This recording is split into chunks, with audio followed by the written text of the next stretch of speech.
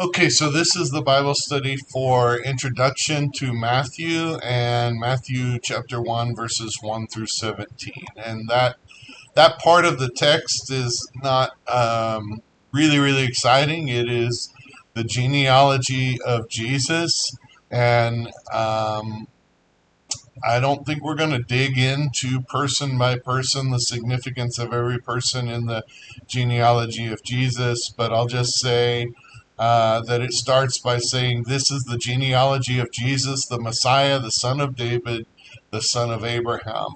And so, given what we're going to talk about in the introduction, I think contextualizing Jesus as the son of David and the son of Abraham is important. And then at the end in verse 17, it says, "Thus there were 14 generations in all, from Abraham to David, 14 from David to the exile to Babylon, and 14 from the exile to the Messiah." So there's certainly significant people in the genealogy of Jesus beyond those few that are mentioned here in between. Um, but we're not going to get too deep into the weeds of that. So remember that you can download a PDF copy of this Bible study at www.abqnaz.org/alive so that you can follow along with us as we study this text, and even more so sort of the background for this text and for all of the book of Matthew. Remember that we almost always do an introduction Bible study to a book, and the significance of that introduction is to make sure that we understand the context of the book, why it was written, who wrote it, those sorts of things, so that we understand how those things might impact how we interpret the book and its purposes. So when we know of its purpose, the purpose of the book, then sometimes certain things will jump out at us, maybe um, in a more significant way than they would have if we did not understand the purpose of the book. And so we'll talk about that a little bit. So if you're looking at our Bible study, number one says, uh, where is the book of Matthew located within the Bible? Now, we have a lot of relatively new believers in our church. We have a lot of folks that a lot of times I like to just help us orient ourselves to the Bible and to the study of the Word. Um, and it is located at the very beginning of the New Testament, which there is the Old Testament, which came before Jesus, and then the Gospels began the New Testament: Matthew, Mark, Luke, and John. I just gave away another answer. Matthew is the first of the Gospels and begins that section. The Old Testament, by words and by pages, is much longer than the New Testament. Um, and there's a lot more years of history there. There's a lot more context that comes in the Old Testament. If you're studying this along with us, we're studying Genesis on Wednesday nights, and therefore we're learning some of that history in the Old Testament. That's the first book of the Old Testament. This is the first book of the New Testament. I already answered number two. It says, what type of book is the book of Matthew? It says an epistle, which it is not. We talk a lot about the epistles. We've studied a lot of the epistles, particularly the Pauline epistles. But this is not an epistle. This is a gospel, and it is a synoptic gospel. The synoptic gospels are Matthew, Mark, and Luke. The sort of order and way that they tell the story of the life of Christ is different than John, the fourth gospel, and so they're called synoptic. The syn prefix is the same one that we have in like synonyms, the idea is that they sort of parallel each other.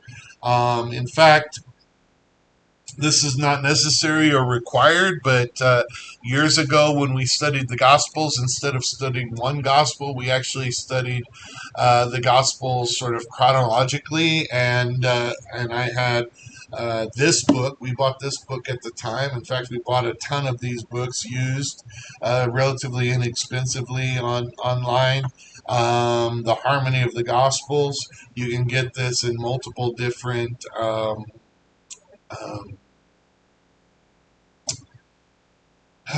what word am I? Oh, translations. So this one happens to be NIV. I have another one that's blue, and I think it might be NASB. I don't remember. But what this does is if the same story shows up in more than one gospel, then it shows them side by side, which allows for us to tell the differences. In fact, this one right back here has four different gospels side by side and shows there's only pieces in two of them of the story. Um, and here you see four different gospels side by side.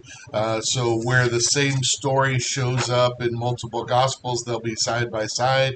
Otherwise, they tend to try to put them, I think, chronologically as much as we can sort of ascertain um, what the chronology of it was. And we find that Matthew, Mark, and Luke show up side by side way more often than John.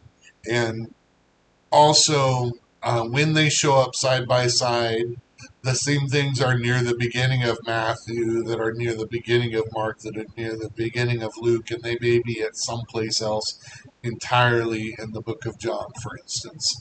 Um, so, that's kind of the context of the Gospels. And I find that books like this are really helpful. You can also find, probably even online, but also in book form, a chronological Bible. I have a chronological Bible that will put things in time order as best as we can know, and that will put certain stories in the Gospels right next to each other. So those are really helpful. Um, the third question says, who wrote the Gospel of Matthew? A. Matthew, B. Levi, C. A disciple of Jesus, and D. A tax collector. Likely, we believe that all of these are correct.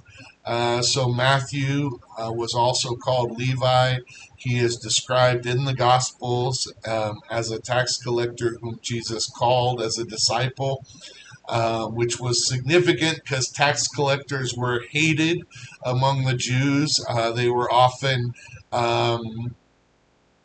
they were often Jews who were essentially traitors to their own people because they worked for the Roman government collecting taxes, and it was common practice for them to collect more than the required taxes and pocket some of that. And so it was well known that they were cheats, they were dishonest, and then if they were doing that to their own people, not only for the good of the Roman Empire, who was an occupying force, but also for their own personal gain, hurting their own countrymen, their own people, then this was considered, traitorous. So they were not well liked, the tax collectors, and yet Jesus is said to have hung out with tax collectors. And that may have been the case in many situations, but certainly he called one as his disciple. And this is, um, yeah, we'll just stop there. So that is the author, the context from which it is written.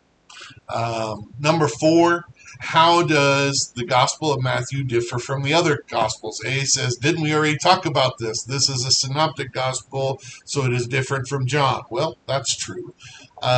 B, Matthew doesn't explain Jewish customs like Mark does. He assumes his readers already know them. So when we sort of look at it and we talk about why did Matthew write this and who did he write it to and what was the purpose, um, we we often look at the differences between Matthew and the other gospels to sort of try to figure out who he was writing it to, and one of the things that we can see is that Matthew does not explain, like it says, Jewish customs. If you go side by side stories, Mark will put sort of parenthetical references, or even if they're not actually set aside in parentheses, he will explain something that is going on, apparently to a non-Jewish audience, while Matthew does not. So the assumption that most scholars make from this is that Matthew is writing to a primarily Jewish audience. It's believed that he was writing this for the church in Syrian Antioch, um, and and that church apparently had Jewish Christians in it who would have understood um, the and the context of a lot of these stories. Um, C. Matthew includes more Old Testament quotations than any other gospel by about 2 times, and seems to be intentionally trying to put Jesus in the context of the law and the prophets, or vice versa, sort of set Jesus in this historical context as fulfilling the law and the prophets, and also showing how the law and the prophets point forward to Jesus, so that Jesus is the fulfillment of this. And I want to talk a little bit about that, but I think reading D might be helpful before I do. It says, although all gospel authors are called evangelists, that's our we come and we might say the gospel writers or the evangelists, because they wrote these, we assume primarily so that people will hear the message of Jesus Christ, which is true, and seem to be trying to proclaim Jesus to the people who would read.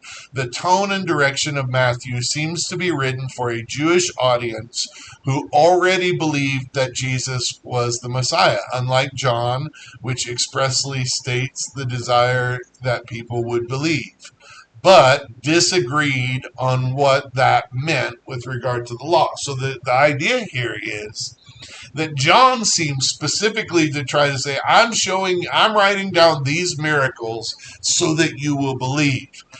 So for people that had trouble believing that Jesus was the Messiah at all, from whatever context they were approaching it from, John was saying, look at these miracles. Don't they show how Jesus really was who he said he was, and he was the Messiah?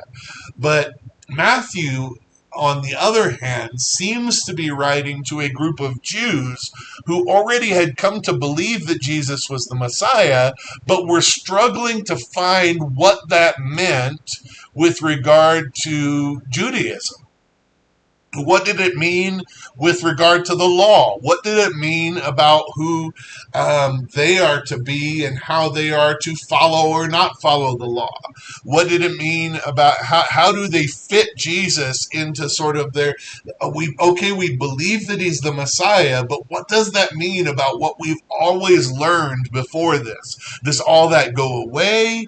Does some of that remain? What does it remain? What remains, and how does it remain? And so Matthew seems very intent on setting Jesus in the context of the Old Testament law and prophets, so that we can see, what does Jesus do away with and what does he not do away with? How does Jesus speak to issues of the law? And so when we read Matthew, we're going to see some obvious lines drawn from Matthew to show that Jesus fulfills things from the Old Testament. And we see that, by the way, already here in the first 17 verses, when Matthew is intent on showing the genealogy of Jesus and showing his descent from Abraham and from David, and then making sort of a big deal about the number of generations between some major happenings or major people in the history of Israel. Um, so number 5 says, did you enjoy the reading? Well, we didn't read it all here, but maybe you did. It says, what do we have in the first 17 verses of Matthew? A, I don't know, I fell asleep. And that may be your answer if you read it all. B, the genealogy of Jesus from Abraham. That is true. C, a statement that seems significant, although I'm not sure how, caps the whole thing off. There are 14 generations, and he says this several times. There are 14 generations, and all from Abraham to David, 14 from David to the exile to Babylon, and 14 from the exile to the Messiah. So then D says Matthew is appealing to everything the Jews love to show Jesus' place in their history, and I would say that's probably true. He's showing them the significance of the genealogy of Jesus. Now, let me go back to C really quick.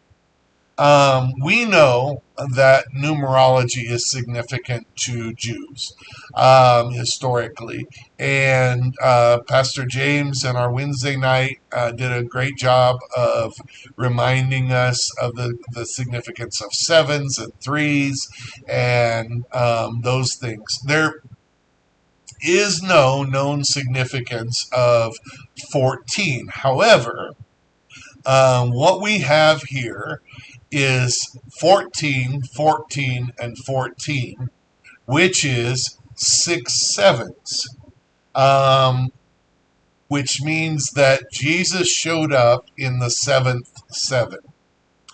Now, 7 is the number of completion, but I think us as Americans have a tendency to think of, um, it wouldn't be complete. Things wouldn't, if he was really to cap it all off, then he would show up after 7 sevens, 49. But it is, in numerology, in Jewish numerology, there is significance of the 7th seven. So, God did not rest after the 7th day. He rested on the 7th day. So the 7th day marked the completion of creation as God rested. And so Jesus, in some ways, Matthew is showing Jesus as becoming the Sabbath rest on the 7th seven.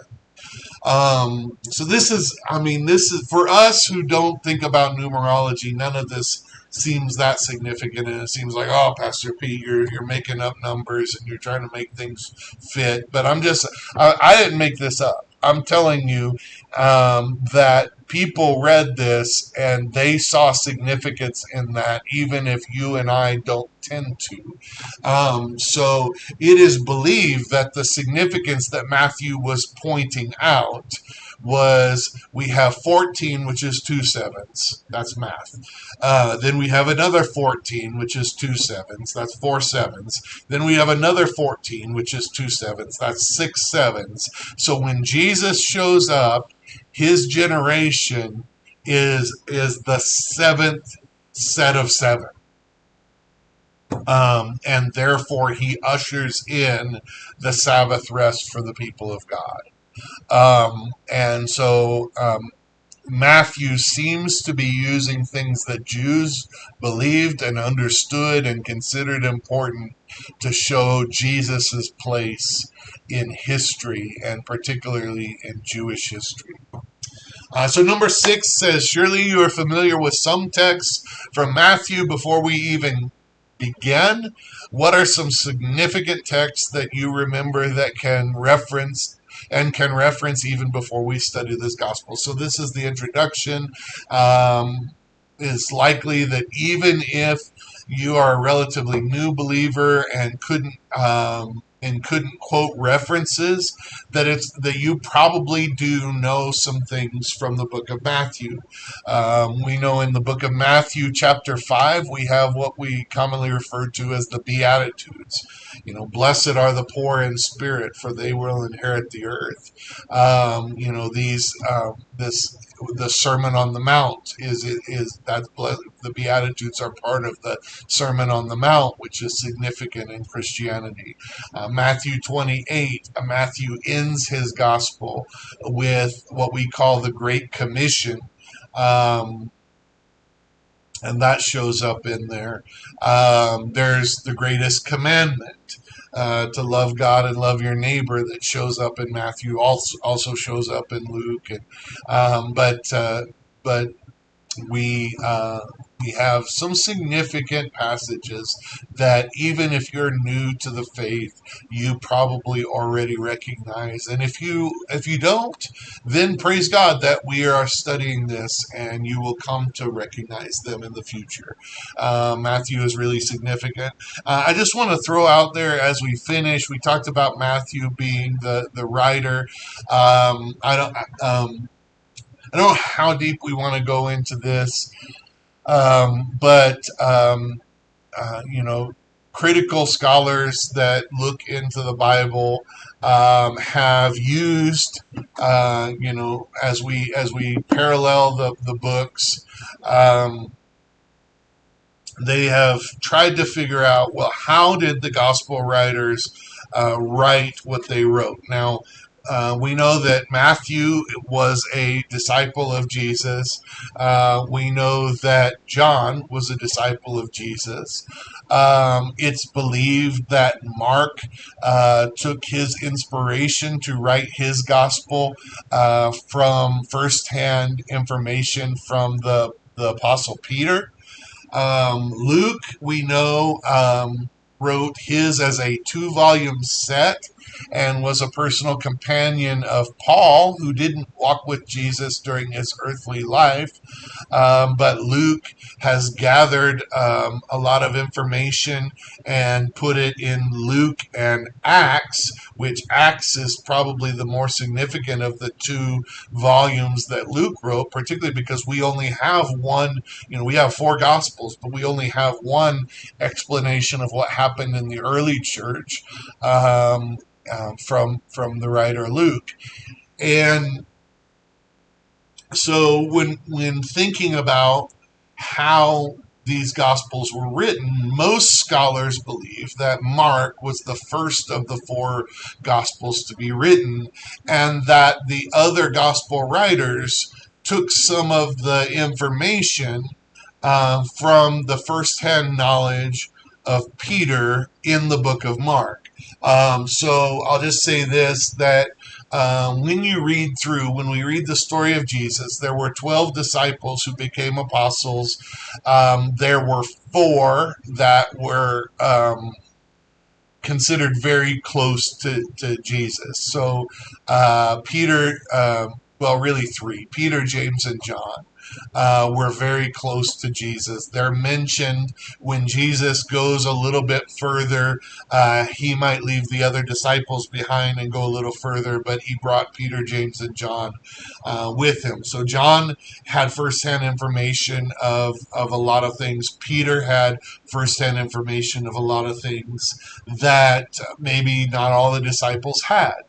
So when we think about looking at how Matthew and Luke might have wrote their gospels, um, the a lot of scholars have looked at um, all the information that comes in the four gospels, and a huge portion of the book of Mark shows up in at least two of the other gospels. So when you go down through, if you look at the book of Matthew, you might find a little of Matthew here, you might find a little of Matthew here, but when you look at Mark, almost everything in Mark shows up in at least one of the other Gospels, if not multiples.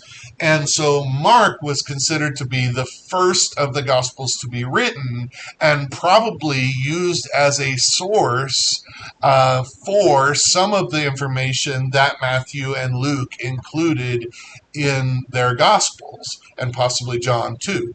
Um, so there is a theory, and I say this because it's a theory. We don't know this. It's more from examination of the text than it is knowledge of history or understanding of. Nobody said this is what happened, but just when we consider how things were written and how sort of sociology and anthropology and how things develop, um, there is there, there is a significant amount of Mark that shows up in the other three Gospels, and then there is a significant chunk of what is not in Mark that shows up in the other Gospels. That seems to be consistent between the Gospels in such a way that people believe there were mainly two sources for the Gospels. That Mark was written very early, and that there was another source, perhaps another gospel written that has been lost, that we don't have with us. And that the other three gospel writers took a lot of their material when they were putting together their gospel or their book. They took it from those other two sources. And so this sort of two source theory calls that other source Q. So I say all that. I'm not sure how much that matters for us as we study in this, but it is anybody that goes to school for ministry and biblical interpretation.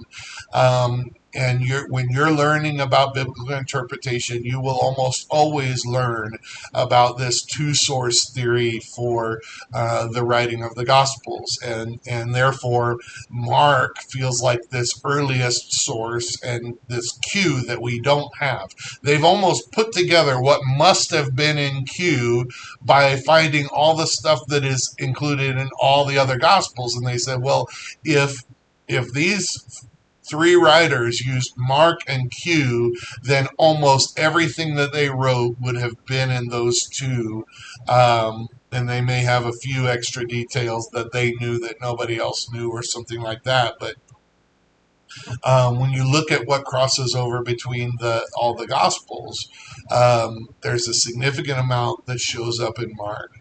And then there's a significant amount of crossover that doesn't show up in Mark, but they think must have shown up in another source of some kind.